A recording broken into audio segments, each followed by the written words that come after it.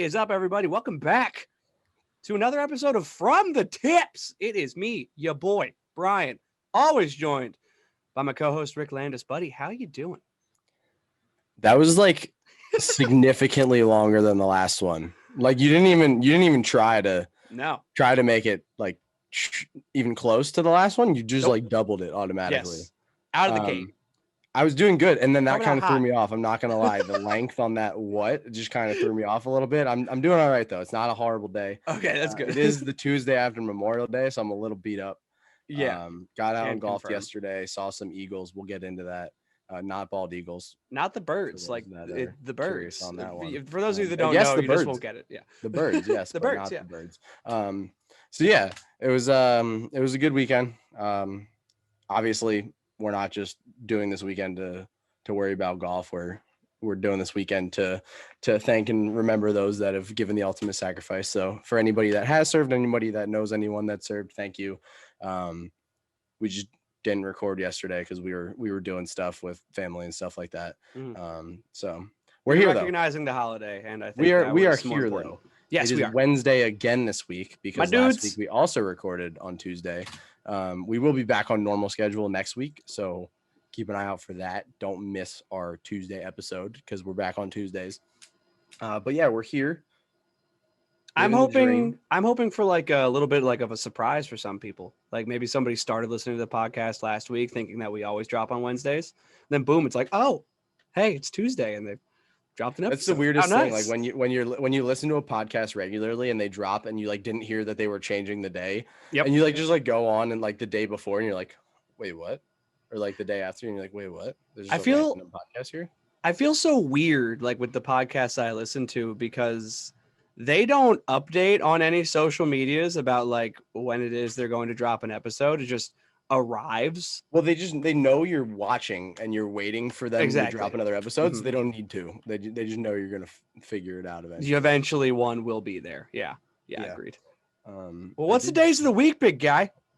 I will get there. Give me 1 second. He's on his way. I got an offer for not happening. Nope. I got a counter offer for fantasy football. He wanted Cam Akers for the sixth overall pick. Yeah, okay. All right. Happening. Yeah, sure. What a shot in the dark. We wanted him last year in the draft. Now I really want him. Everybody's asking for him. Everybody's after Akers and Jones now. I don't know what I did. Anyway. We're not a football podcast. I will talk about football at length if anybody wants to, though. So feel free to reach out to me. 2 Man Skramble stuff, man.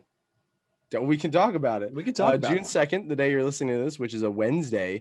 It is National Rotisserie Chicken Day, which is huge because I love rotisserie chicken. That's incredible. It is also National Rocky Road Day, which is one of my top 5 favorite ice cream flavors. I think it's delicious. Where in the top 5 does that fall for you? See, I don't know, because like. See, it's like actually number 5 for me. I don't eat too much ice cream, so like there's not like a exact pecking order. I would just say it would probably fall in my top 5 somewhere. Yeah, okay. All right. I get that. Also, it's National Leave the Office Early Day, so if you work in an office setting, get out of there now because you're supposed to. If you're gonna celebrate this national holiday, I don't work in an office, so I can't leave early, but I do. Yeah, Brian does. If you do, leave. Tell them that we told you to because it's the national holiday. Because you got to go golf. I don't make the rules. I just break them.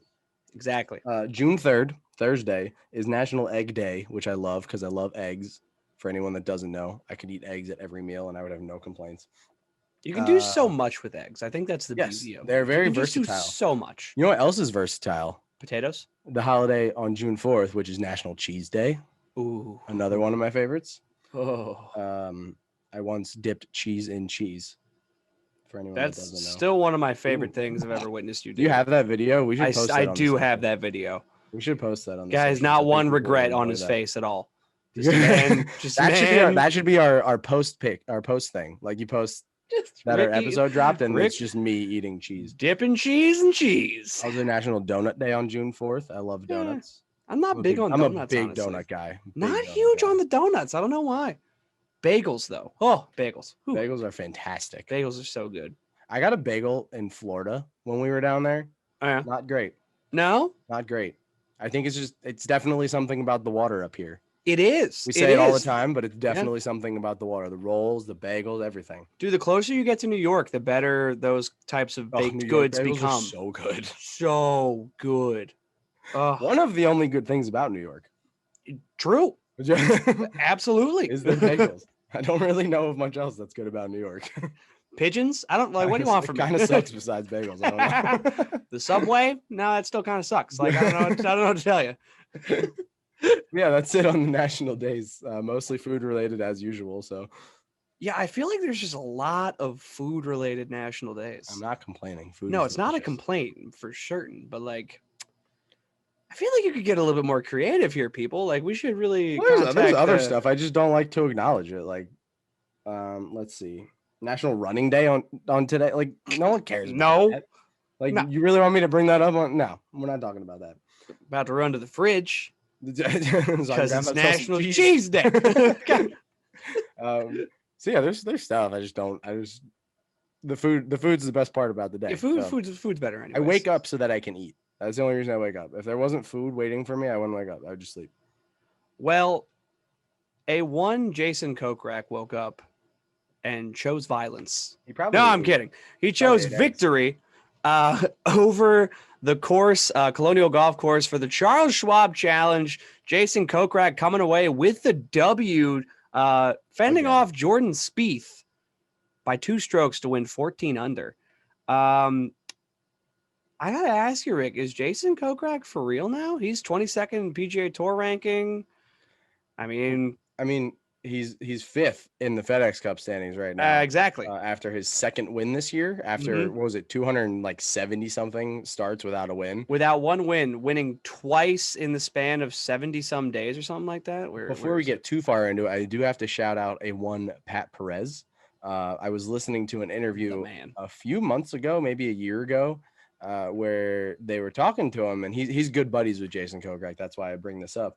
And he stays with him a lot when they're at tournaments and stuff like that. And they were asking him about Jason, and Pat said, watch out for this kid, because it's going to happen soon. And when it does, it's going to be a lot. And that seems to be where we're at right now. We were warned. He didn't have a win in his first 270 something starts, and he has 2 this year already. I mean, we including were warned. this week at the Charles Schwab over one Jordan Spieth, who arguably is playing the best golf out of anybody this year. So on that Jordan Spieth thought, you would think watching him on Sunday, he was back to his Spieth struggles, but in reality, over his last 11 starts, he's been T4 or better 6 times. And it really just seemed like it was the putting that seemed to be his struggle. Yet he is kind of battling the Sunday scaries this year. He's T126 in 4th round scoring so far this year. So that's something that's kind of got to be on his radar, at least mentally, because Spieth looks into these things. But it seemed like it was just the putting that seemed to be failing him. He was minus 1.114 strokes gained putting.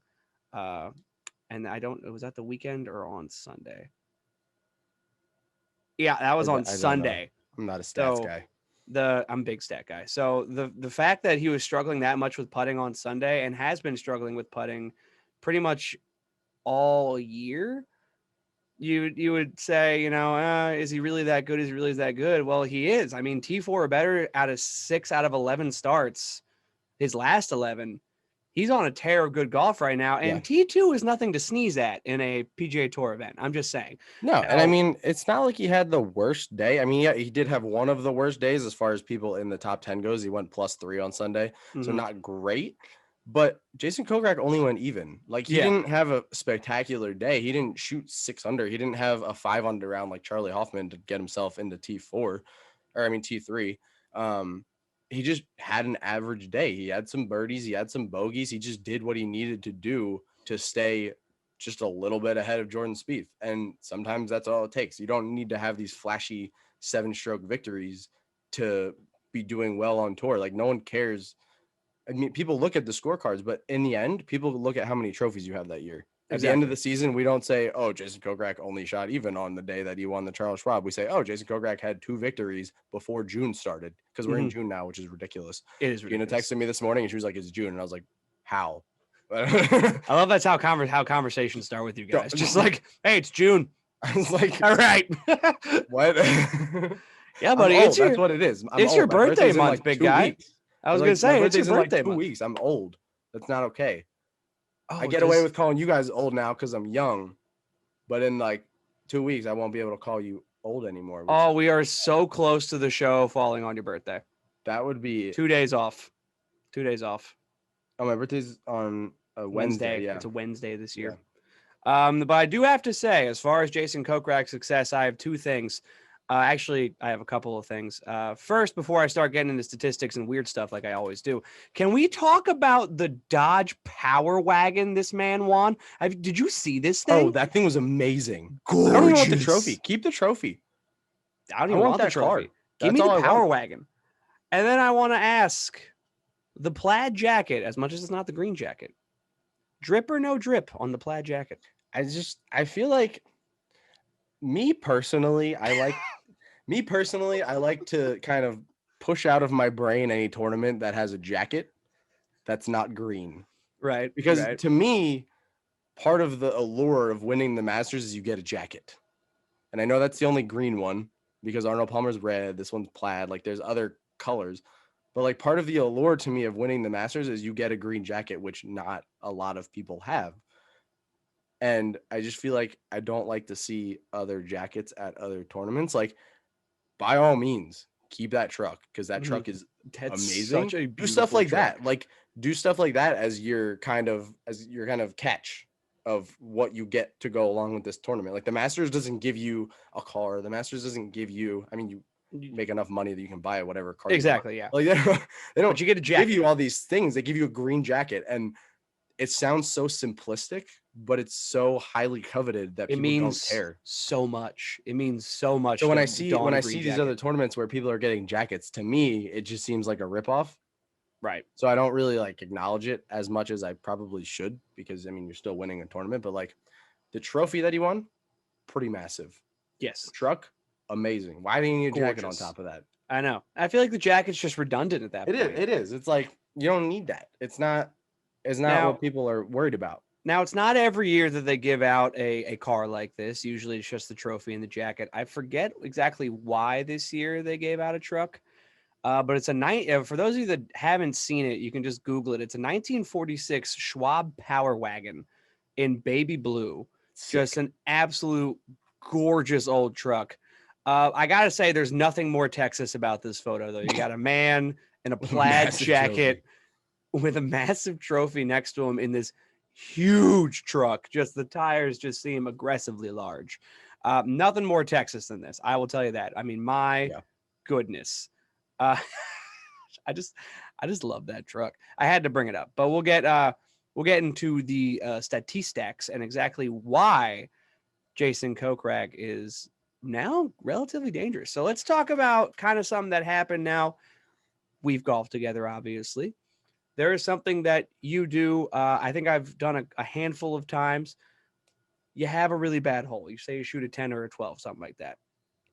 I had like 3 10s yesterday when I went out. So saying I do it a handful of times is kind of an understatement. Okay. But Rick, my friend, what do you do with that ball? That ball that just gave you that double-digit score, more than a snowman. I find the nearest body of water and I just get rid of it. Yes, and some people would say, don't blame the ball. However, a PGA... It's the ball's fault. Stupid phone. A PGA Tour winner agrees with you, Rick, buddy. Jason Kokrak on the 435-yard par 4 7th on Sunday hit his third shot from the left green side bunker and his fourth, because on the first effort... It's really painful to watch. It was really painful to watch. I guess he decelerated on the way down, and the ball went, 3 feet in front of him, still in the sand. Yeah. Had to shoot out of the sand a second time. He ended up making the 4-foot bogey putt to kind of preserve his 1-stroke lead. Oh, no, it went back to even because he had a 1-stroke lead. A very why do I do this moment? And, Jason, obviously being friends with Pat Perez, we know he's a bro. So he's like, why is this ball still with me? This It's ball is not doing what I want. obviously It's the ball's fault, obviously. It's the ball's fault. So he yeets the bad boy into the nearest body of water. And what does he do? He goes on to, I believe, birdie 3 times down the stretch. Twice. He birdied twice going down the stretch to win because he got rid of that ball. Now, I got to ask you, buddy, do you think the yeet of the ball, if you will, was the reason he won? I think so, because my reasoning is I think that people have different ways of getting rid of their anger on the course. For example, some people like to break their clubs. See example A, see Woo Kim. True. Some people like to get rid of their balls. See example A, Jason Kokrak, or I guess that would be B. I don't know. I don't really know how that kind of stuff works. But people have ways of getting rid of their anger. And when you get rid of your anger, you kind of loosen up a little bit. Like everybody's been to that point where they've hit just probably the worst shot of their life. And I was here multiple times yesterday because I was just having a horrible round. And you have those. You're just going to have those. Look, we have those more Everybody's often than we been have to the ones, point where if you have a cart while you're playing golf, you just are like, you know what? You go, I'm going to walk. And I'm going to walk to my ball. Yeah. And I'm going to like mentally get myself back in this round.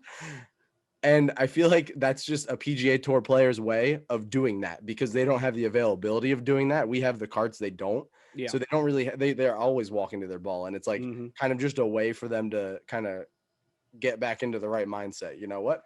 This ball is not working for me. It probably has literally nothing to do with the ball. But if I get rid of this ball, I might feel a little better. And then I'll just kind of loosen up on the next shot, next hole, whatever they're doing. Right.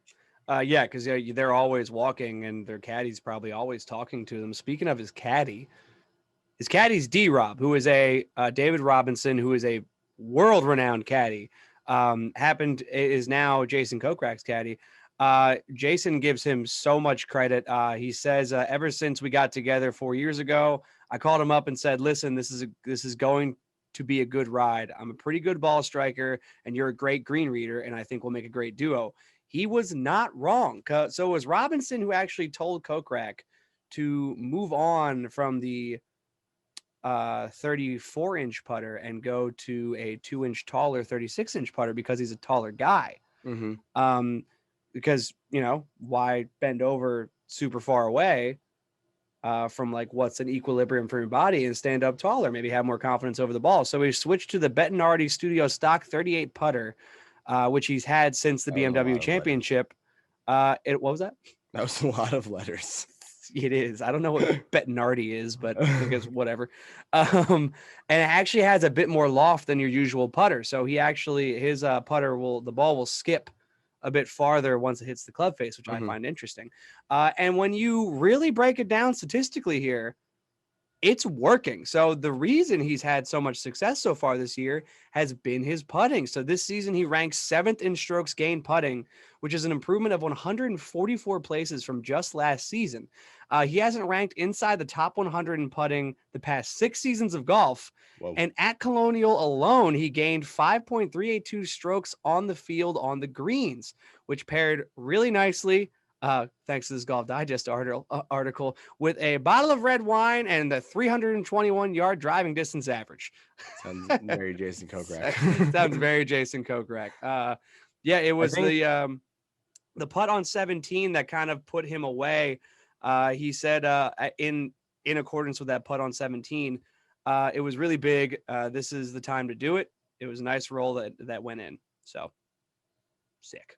Yeah, I mean, not all the credit, obviously, but I think a good majority of that credit goes to his caddy. I mean, I don't know how you feel about this, but to me, the line is the hardest part of putting. Speed is the easiest part of putting to get down because all you have to do is just know how hard your club hits the ball. And if you practice for even like 10 minutes a day, you can figure that out pretty well.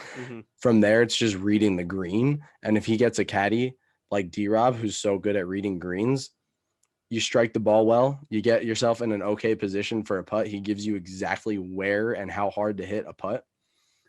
It's a recipe for winning, and it's clearly working because he's won twice this year. Absolutely. Not only that, but he's making big money, and he has moved to 22nd in the world. What'd you say? 6th in the FedEx? Fifth in the FedEx. Mm-hmm. Also, yeah, so he moved 13 spots on the world golf ranking list, and the U.S. Ryder Cup uniform may not be calling Jason Kokrak's name. He's the second player in the last 3 years to win his first 2 tour titles after the age of 35, joining Francesco Molinari, who we all know as an incredible ball striker and a really good golfer. So I got to ask you, Rick, buddy, do you think the Ryder Cup is calling Jason Kokrak's name? I don't think the Ryder Cup is big enough. I think the team for the Ryder Cup just needs to be expanded. We got to expand the roster, folks. There's so many American golfers that are playing so good right now. Honestly, I think the Ryder Cup team is going to be the weirdest looking team of all time. Like, you're going to look back on this Ryder Cup team and you're going to be like, who are these people? Because before you have like the Tigers, you have like the big name guys.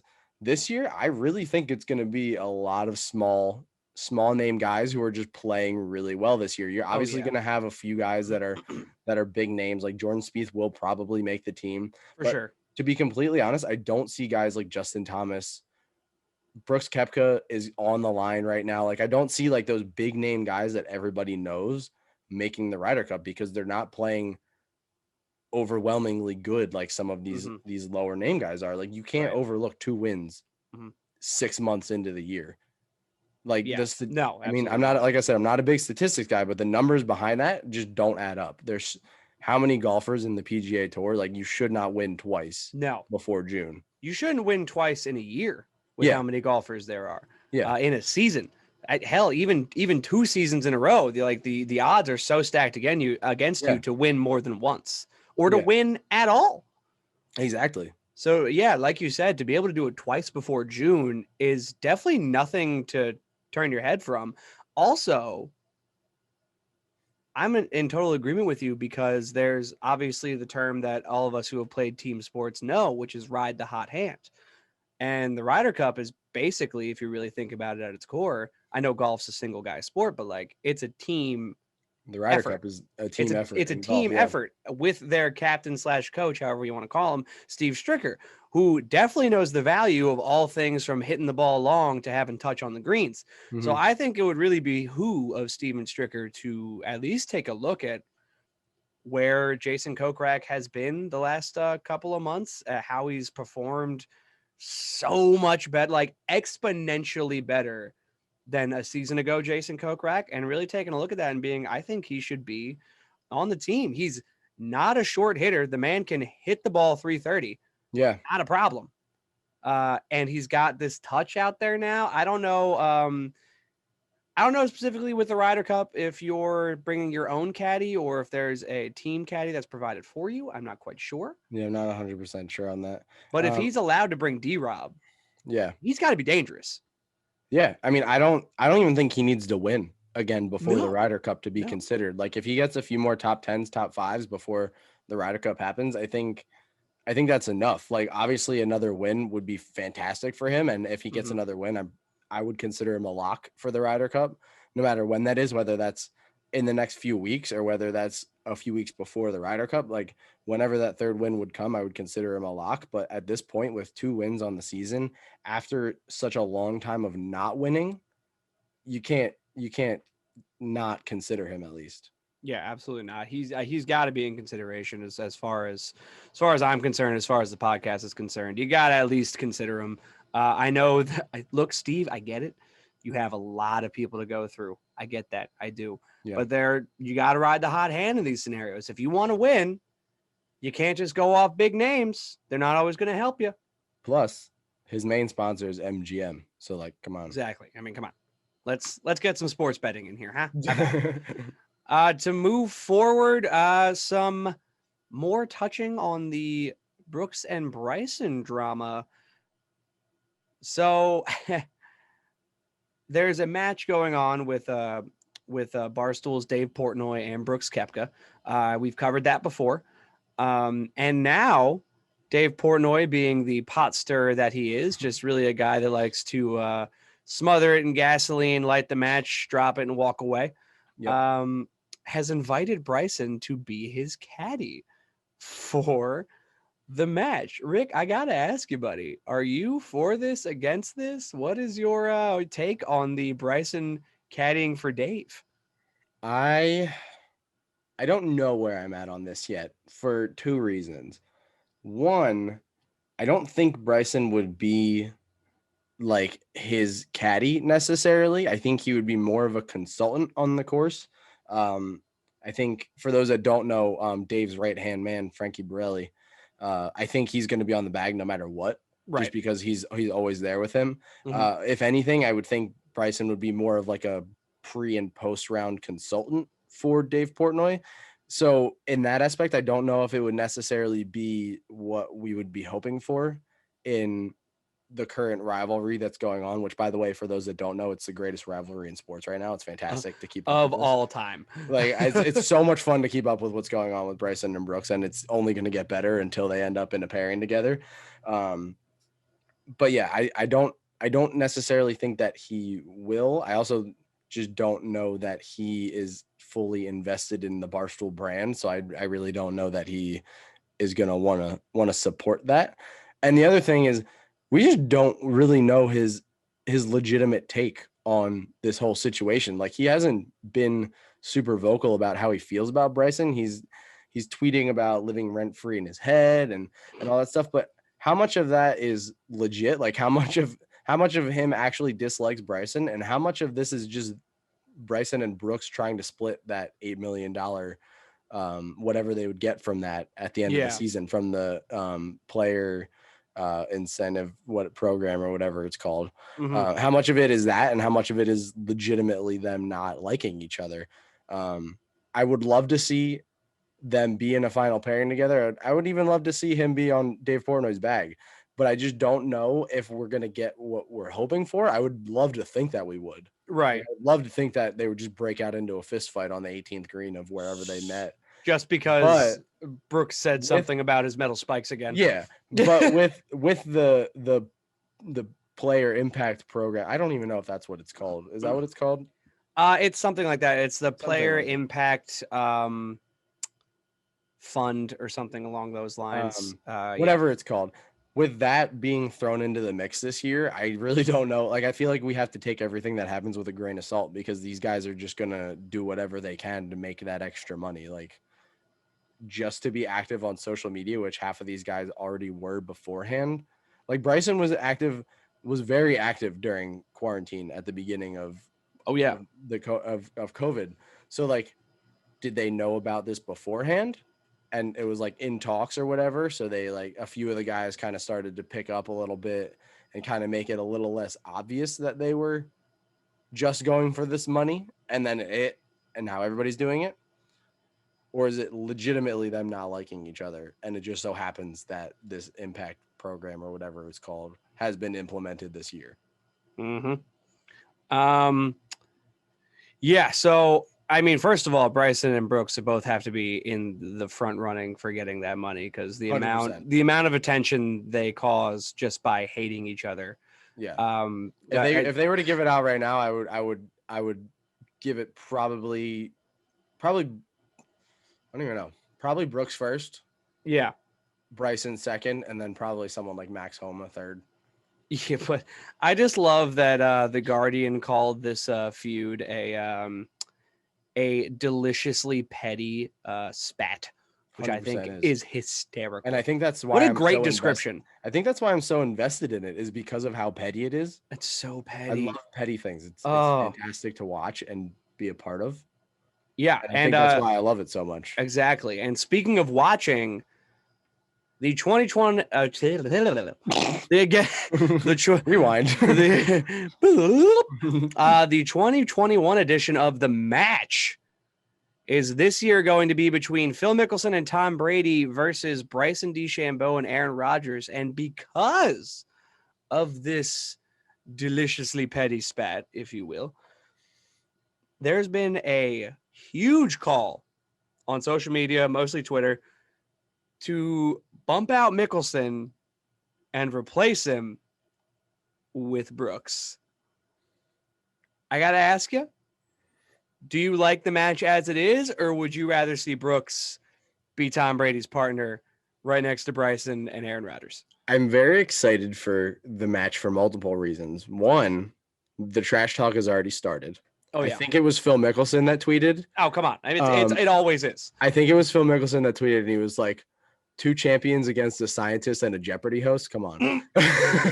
I think it was him that said that, and that cracked me up. Phil Mickelson stays winning. He stays winning. I don't think that they should change the partners at all. I think what they should do is they should somehow involve Brooks in the broadcast.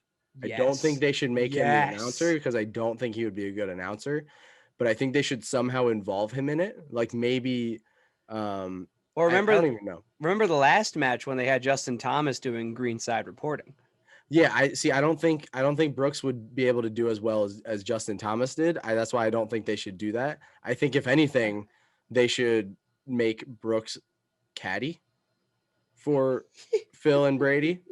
That would be interesting.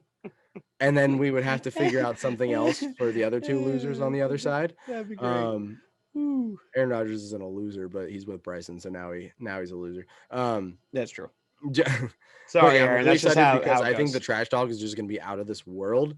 I don't think Aaron Rodgers really cares about the trash talk, so I don't think that's going to really come into play at all. I don't know if Bryson physically knows how to trash talk, so I don't know if anything's really going to come out of there. But I think Tom Brady and Phil Mickelson are just going to continually just throw haymakers, pound them at Bryson and Rodgers, and I'm really excited for it because they're just ruthless people. Yes, you don't get 7 Super Bowl rings without being ruthless, and you don't win the PGA Championship at 50 years old without being ruthless. Those are just 2 facts. Can't confirm. So I'm really excited to see how that goes. Drink. I made it through about a half hour without doing that. That was good. But yeah, I think they should involve him somehow. I just don't know exactly how, and that's not my job to figure out. So someone figure that out. True. Also, Bryson, as far as the trash talking train, would be like, statistically speaking, I've looked at the analytics on Twitter, and if I trash talk you back, my Twitter views would actually go down. So in order to keep my popularity statistics up, as you can see over here by this pie chart, I would not respond to your trash talk. So as much as I would like to, because I'm smart and I'm quick, and I could come back. I won't. I very much enjoy your hypothetical, and I appreciate that that's how you hear Bryson when he talks. It is. But we don't even need a hypothetical, because just him, I don't know if you saw his comeback, or if we're going to call it that, his comeback, where he brought up Deflategate. Yes. Why? Completely irrelevant. First of all, it's so long ago too. Like you were just like, at this point, you're just beating a dead horse. You couldn't have brought up the fact that he just went to Tampa for more money instead of staying in a place that gave him a shot. Like you could have done something more relevant like that. Exactly. It's could have done something a little bit more relevant than Deflategate from 2012. Yeah, I don't know. 13, not the best move from Bryson. I get he's trying to be active on social media, but you got to be relevant. You got to make it make sense, and he just has no possible way of making that happen, which is the only reason that I would be a little on edge about being excited about this match, is because I see Aaron Rodgers as being kind of like quick-witted under his breath kind of trash talker, right? Where like you say something to him and he just like says something under his breath that he thinks is funny, and everybody else probably would think it's funny too, but he just doesn't say it out loud. Yeah, he just doesn't say it out loud. Bryson physically, I think, is incapable of human interaction, because he's a robot when it comes to those kind of things. You're not going to be able to hear him on the mic either, with behind the crunch of his spikes. This is what I'm saying. Also, I do not want to see Bryson ever win the Masters, because I don't want him at that table, because I think that just makes it the worst Masters dinner of all time. Because they're gonna be like at the table at dinner, and they're gonna be like, "What's for dinner?" And they're gonna be like, "Oh, protein shakes and peanut butter and jelly." And Tiger's just gonna be sitting there like, what? Like, Tiger's gonna have his own catering service show up. But like Patrick Reed's gonna be sitting there. He's gonna be like, where's the fried chicken? Like, yeah, like I'm gonna need fried chicken and Jello stat. Where's my wife? Somebody get my wife. I need my wife to cook me my goodies. And DJ's just gonna pull out like a Tupperware container of chicken and rice. While Pat Perez and Jason Kokrak are in the back corner, just stone cold Steve Austining some beers like absolute maniacs. 2 people I need to win the Masters. Yeah. You want to know what? Actually, I think I might want to be at that dinner now that I think about it. Not of Bryson's head. So I saw that everybody voted no to protein bars as the appetizer, but unfortunately it's 6:48 p.m., which means that it is protein bar time for me. So everybody has their very own Kirkland brand protein bar on their plate. In honor of the balls I will be hitting this week. Because statistically speaking, and I did the math, the Kirkland balls are actually far superior to that of the Titleist balls.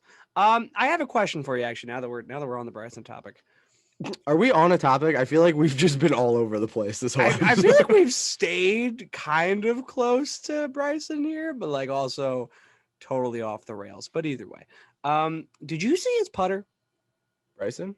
Yeah. Recently? No. Why? Was that this weekend, or was I seeing old videos of that weird front? Oh, that was an old one. Yeah. That's what I thought. Okay. His side saddle putting. I thought he brought that back when I was seeing videos over the weekend. And I was like, no, Bryson, no. We would have heard about that from Kepka if he brought that back. Great. All right. Could you imagine in the middle of all this, he decides to bring back the side saddle putter? Horrible move by him. There's tiers of moves that you can make, some really good, some really bad. Probably top of the list of bad moves that you can make as Bryson is bringing back the side saddle in the middle of all this. Yeah, but could you imagine Brooks's reaction to seeing that physically? Just it would be JT. It would be JT on steroids as far as the eye rolls go. Like you would see the whites of his eyes. He would start having a seizure. He would start seizing immediately. Just when he sees that, just from the absolute disgust of what he's witnessing.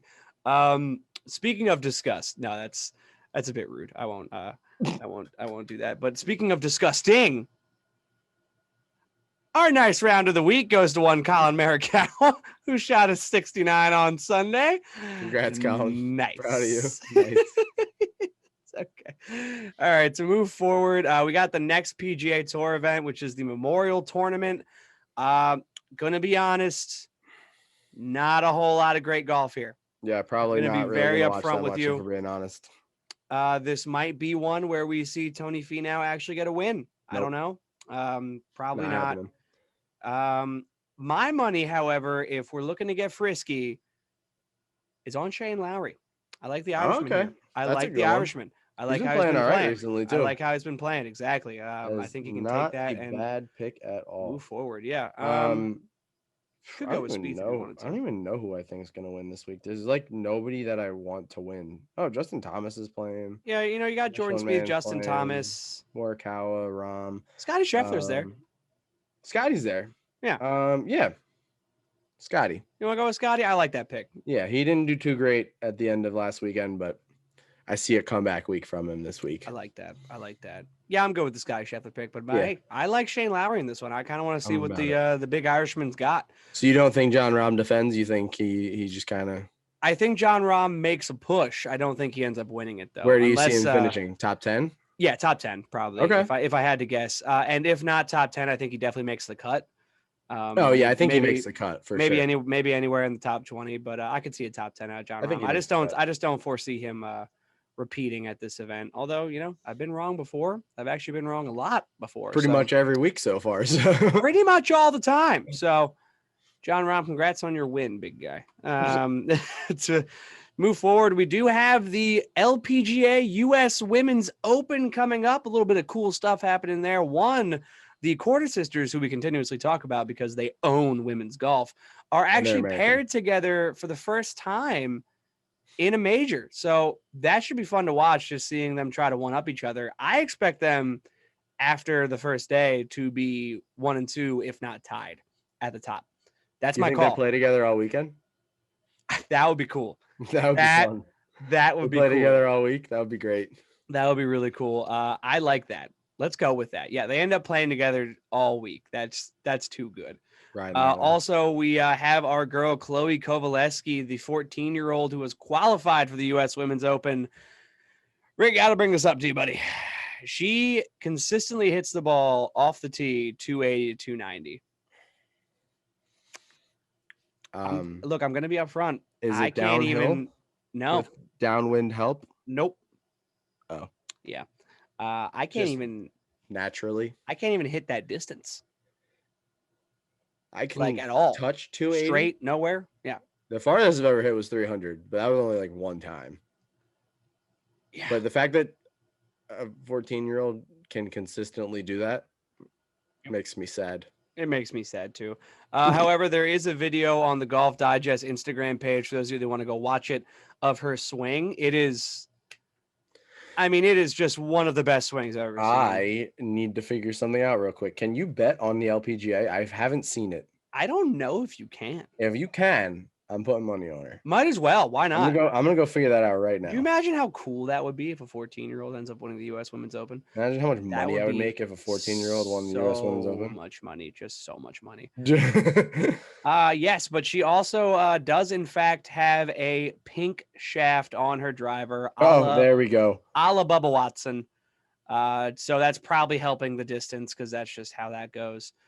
She is also a world junior champion. I don't know if she won that this year or not, but it's just a really cool story of her qualifying for the U.S. Women's Open. We almost had our boy Lev Grinberg, but unfortunately we didn't get that in the men's U.S. Open. What's her name again? That would be Chloe Kovalevsky. Is Kovalevsky with a K or a C? With a K. With a K. What about Chloe? Is that with a K or that's C? with a CH? Yeah. I don't know if they wanted to go double K on that one. I didn't know. Maybe she wanted to be KK. Hey, that's actually a pretty catchy nickname. Badass nickname. But yeah, started like we said last time. Started golfing at like 18 months old and has literally been on a tear ever since. So congratulations to her on driving the ball consistently 280 to 290. It makes me sad because I've never been shy of being a short hitter. It is what it is. I've come to terms with that. That's fine to me. But knowing that she at 14 years old can astronomically outdrive me is a little bit depressing. I have recently had to put my driver in timeout because it's just sometimes you got to do that. It's really bad right now. I'll revisit it at some point, but right now I got my 3 hybrid going like 230 to 240. So I am perfectly fine with that because it always ends up being at least straighter than my drive would go. And my drive really isn't that much farther than that. So I'm just going to enjoy that now. And then when I end up playing longer courses, just get absolutely ruined. Which you know what is fine. It's fine. I'm not making the PGA Tour anytime soon or ever, probably. I am very confused. And how's that? Because I can't find her on here. I'm looking at the field in the sports book, and Chloe Kovalevsky is not in here. You think that's a legal thing because she's not 18? That's actually what I was thinking. I don't know because I'm not a lawyer, so I don't know. I do not know the answer to that question. I've looked through like 3 times though, and I just can't find her. Huh. That is weird. Huh. Interesting. Well, that's kind of sad. I was ready to put some money on her. Well, Chloe, we would have put money on you if we could. We would have done that. Can't. But we can't because the sports books have told us no. You can't do that. So Rick, unless you have anything else, I got the 2 Man Skramble coming up. Unless you have anything else to touch base on. No, I'm still looking for Chloe. I can't find her anywhere. All righty. So we move into the best segment of the show. That's the 2 Man Skramble coming right at you. How do you say that in Spanish? The 2 Man Skramble? Yeah, I feel like we should say that in Spanish. Dos. Manos. No, manos is hands. Oh, two hands. English. I took French in high school, so I don't know what you want. I took Spanish, so this is fun. You should know this. Let's see. 2 Man Scramble. Lucha de dos hombres. Yes, Lucha de dos hombres coming Welcome. right at you. Welcome. Aye. Please never do that again. I don't think I will ever do that again. I'm using my one request for the day. Please I never do am that again. so using that as a soundbite for the intro. It's good. It's gonna be need something new, need something fun. Need 6 inches of rough. Aye. Never do that again. And then we're going right into it. And then we're in. And then we're into the 12-second what at the beginning of the episode. Oh, I hate myself. Yes, but what was it? Oh, I don't know. The Luchos. It is the. Oh, it's gone. Luchos de dos. I gotta write that down. Yeah, really. Scramble. Lucha de dos hombres. Lucha de dos hombres. Yeah, that gets it done. All right. Yes, the 2 Man Scramble. We're here. So let's get into it. We got 3 things for you tonight. We're going to start with, because we talked about her, we were asked, do we think me, Rick, and Phil as a scramble could beat Chloe Kovalevsky straight up or in match play? No. Yeah, I'm also going to say no to both. Match play, we have a chance. We got a better shot. We got a better shot in match play. Because we do occasionally hit okay shots. Occasionally, yes. And we go on stretches of holes that are better. For example, yesterday when I was out, I shot a 108 because I suck. But I finished the day about yourself, buddy, with 2 pars and a bogey. Hey, so that shows you how bad the rest of my round was. Horrible. Absolutely. Yeah, it doesn't horrible. bode well for the There was one hole where I had holes. to take 2 drops. Oh. Yeah, that sucked. That'll take the life right out of you. It did. That'll really suck you. That'll just suck the was happiness directly out of your body. Yeah. Oh, that's unfortunate, big guy. But I don't think we could. I'm also gonna go with a resounding no on this one. So thanks to whoever asked that question. For multiple reasons, actually. One, I feel like younger kids that are good at sports are really good at getting into older people's heads. Yep. Like I feel like we'd be like in a match and I'd miss a putt or something and she'd be like, miss, big guy, or something like that. And I would be rattled. Immediately rattled. I wouldn't be able to play after that. Like, no, you can't. You can't play after that. What do you expect from us? So yeah, not good there. Kids are ruthless, man, especially teenagers. Oh yeah. Ruthless. 100%. I might need to go see my therapist after playing around with her. Honestly, she might just get to me that I might need to find one. Moving forward, we have another question. Which twosome would you like to scramble with? So you'd be the third person in this scramble. It says here, pretend you're good. I feel like that was unnecessary. A little bit unnecessary, if we're being honest. I would like to say to this person, no, we're not good. But neither this person or either of us. Say it. I'm not gonna say it. But neither this person or you or I are better than any of these golfers that have been suggested.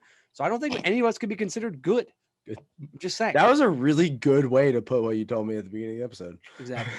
I don't like to be rude on air. I'll be rude for you. Basically, Brian said you're not good either. In comparison, and that was his way of saying it nicely. Brian, you have to be more mean.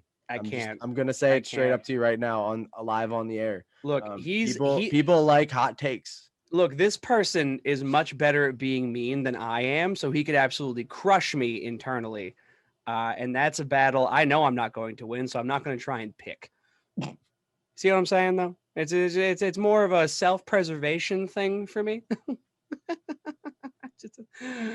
Oh man, if my life's sad. Anyways, moving forward, the options are Brooks and Bryson, Tiger and Phil, or Brooks and Patrick Reed. I feel like we might as well just throw Brooks and Patrick Reed right out of the question.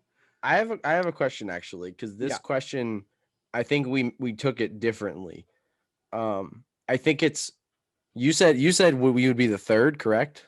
Well, it says, what twosome would you like to scramble with? See, I'm taking it as you and me versus this twosome. Oh, sweet Lord. Not this twosome and us as the third person. I think this was meant to be a two-man scramble. Like we would do us two against these two. Oh boy. Who would we want? And I'm assuming that it's saying pretend you have the same skill level as these people. So personality wise and like how, like what kind of round you would be looking to have.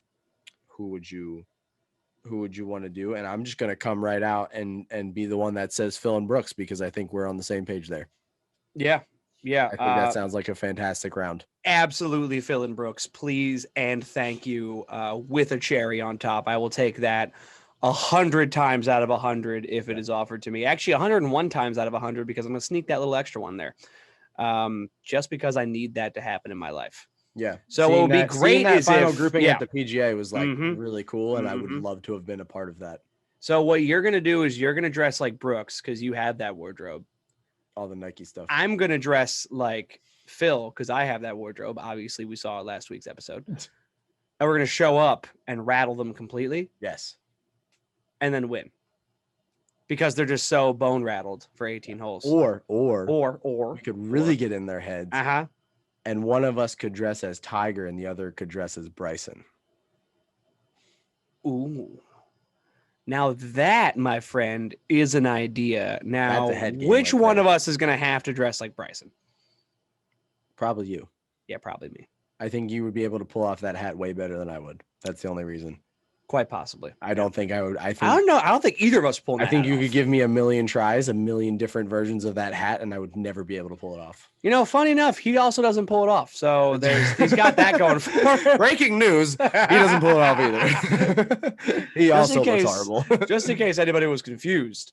And then the last part of the two-man scramble this evening, we were asked who we have in the Stanley Cup playoffs. Who do we think is going to win the Stanley Cup? A la our other show on the Southside Production Networks on the Power Play.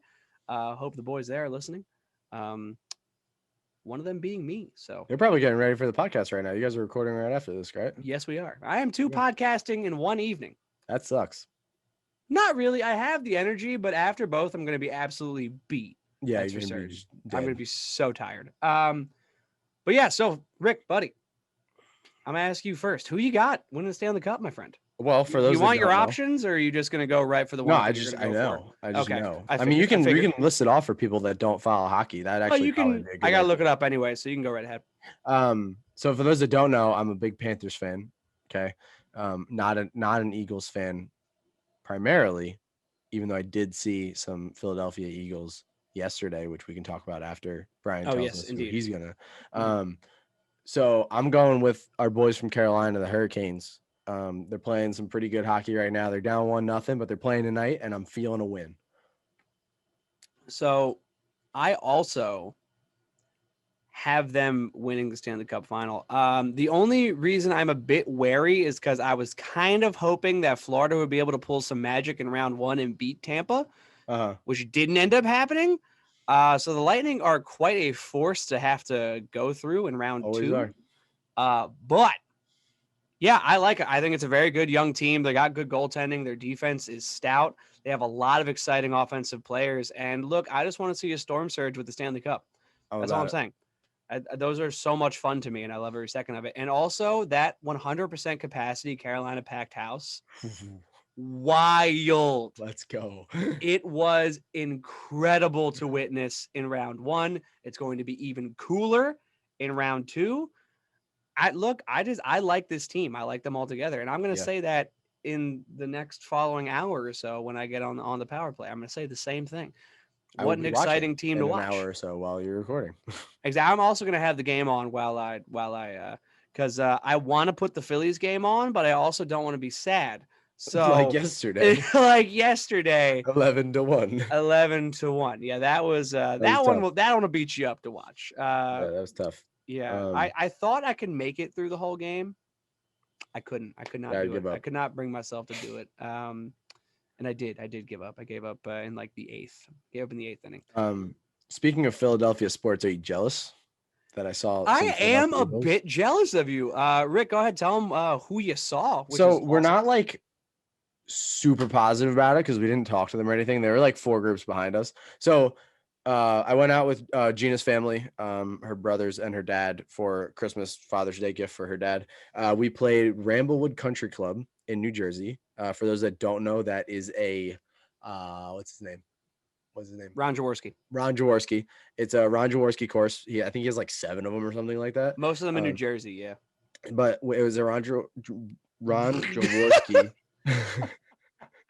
I'm talking too fast. I'm excited. Yeah, you are. You're getting too excited. So we played that course.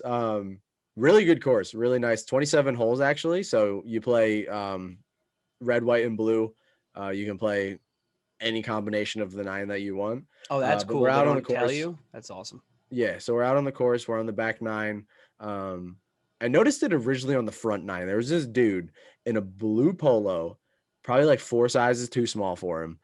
Just looked absolutely chiseled, just like ripped, shredded. And I was like, okay, like odd flex on a golf course, but okay. Do you have to shop at the Baby Gap? Do clothes fit you? We continue to play. I didn't say anything to anybody at the time. I was just like, in my own head, I was like, okay, why is this guy jacked? We continue to play. We get to another hole on the back 9. And again, we're on the fairway of one hole. They're on the green of another hole. And another guy walks up, also jacked. And I'm like, okay, we got 2 people now that just unnecessarily are wearing very tight shirts on a golf course. And I made a comment. I was like, guys, that dude in the blue over there is jacked. Like, what's going on right now? And Gina's brother Bobby got curious. So one of the guys that was walking up the green, he thought he recognized a little bit. So he looks up Devontae Smith, Eagles first round draft pick of this year. Finally make a good first round draft pick and Heisman winner, I might add. Yeah.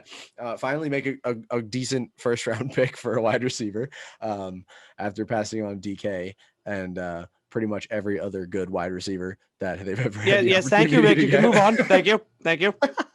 Good. But anyway, so he looks him up and he's like, guys, I'm pretty sure that's Devontae Smith.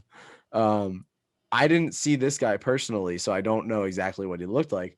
But out of curiosity, we started looking up some other players because Gina's dad said that they had off of minicamp yesterday, I guess for the holiday or whatever. So I guess a few of the players went out and played some golf.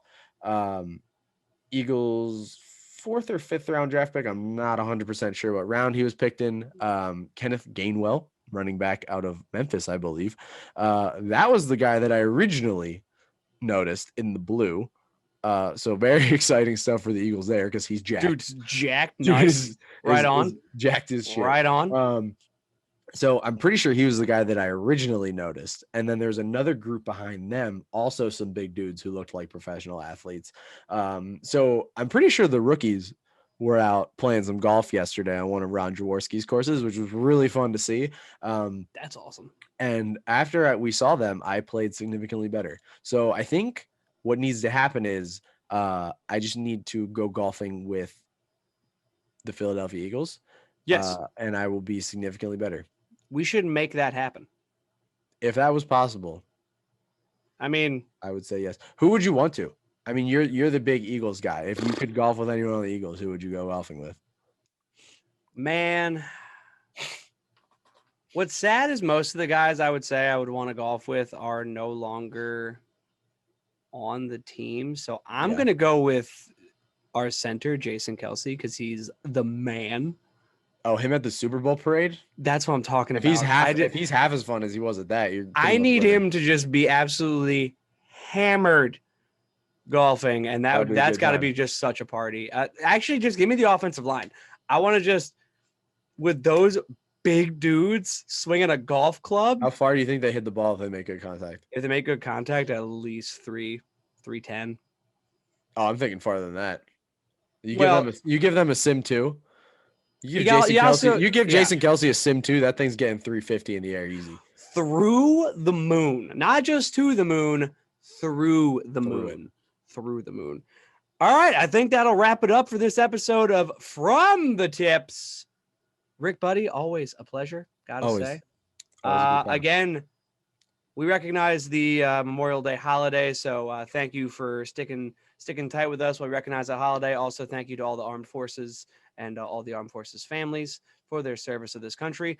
We will catch you guys next week. We should be on a regular schedule and be dropping on Tuesday. Oh, yeah. All right. See you then. Have a good one, guys.